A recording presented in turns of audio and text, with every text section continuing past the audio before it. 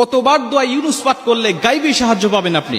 আল্লাহ রাসূল সাল্লাল্লাহু আলাইহি সাল্লাম তিরমিজি শরীফের বর্ণনা বলেন 3505 নম্বর হাদিস, আল্লাহ রাসূল বলছে যারা দোয়া ইউনুস পাঠ করে আল্লাহ পাকের কাছে কোনো কিছু চায়, আল্লাহ পাকের কাছে সাহায্য প্রার্থনা করে, আল্লাহ রাব্বুল আলামিন সঙ্গে সঙ্গে তাকে সাহায্য নাজিল করে।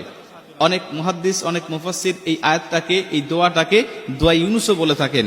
এটা আল্লাহ রাব্বুল আলামিনের গায়বী সাহায্য পাওয়ার একটি অন্যতম একটি দোয়া। তিরমিজি শরীফের বর্ণনায় আল্লাহ রাসূল সাল্লাল্লাহু আলাইহি ওয়াসাল্লাম বলেন, আমার ভাই ইউনুস আলাইহিস সালাতু ওয়াসসালামকে যখন নৌকা থেকে যখন সাগরে নিক্ষেপ করা হয়েছিল, নৌকা থেকে যখন তাকে সাগরে নিক্ষেপ করা হলো, তিনি পানির নিচে পড়ে গেলেন। পানির গভীরে যাওয়ার পরে তাকে মাছ খেয়ে ফেললেন। তিনটা অন্ধকারের মধ্যে তিনি পড়ে গেলেন, পানির অন্ধকার, মাছের অন্ধকার, রাতের অন্ধকার। তিনটা অন্ধকারের মধ্যে থাকলেন, কোথাও কোনো সাথী ছিল না, তার কাছে কোনো সাহায্য করার মতো কোনো মানুষ ছিল না। তিনি জানতেন যে আমাকে আল্লাহ পাক ছাড়া কেউ সাহায্য করতে পারবে না। তখন ইউনুস আলাইহিস সালাতু ওয়াসসালাম আল্লাহ পাকের কাছে দোয়া ইউনুস পাঠ করতে লাগলেন।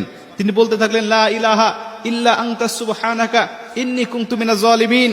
হে আল্লাহ, তুমি ছাড়া কোনো মাবুদ নাই, তুমি মহান, তুমি পবিত্র। আল্লাহ, আমি জালিম হয়ে গিয়েছি, আমি নিজের উপরে জুলুম করেছি। আল্লাহ, তুমি ছাড়া সাহায্য করার মতো আমার কেউ নাই।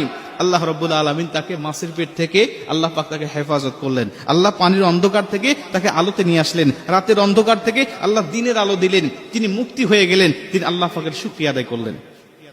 মুসা আলাইহিস সালাতু ওয়াসসালামের জামানায় এমন ঘটনা পাওয়া যায়, এই দোয়ার মাধ্যমে আল্লাহ পাক তাকে অনেক পরিত্রাণ দান করেছেন। আল্লাহ রাসূল সাল্লাল্লাহু আলাইহি ওয়াসাল্লাম বলেন, তুমি যখন এই দোয়াটা পাঠ করে, অর্থাৎ সূরা আম্বিয়ার 87 নম্বর আয়াত, এই লা ইলাহা ইল্লা আনতা সুবহানাকা ইন্নী কুনতু মিনাজ জালিমিন, এই আয়াতটা তুমি পাঠ করে আল্লাহ পাকের কাছে সাহায্য চাইবে, আল্লাহ পাকের উপর অবধারিত হয়ে যায় তোমাকে সাহায্য নাজিল করা।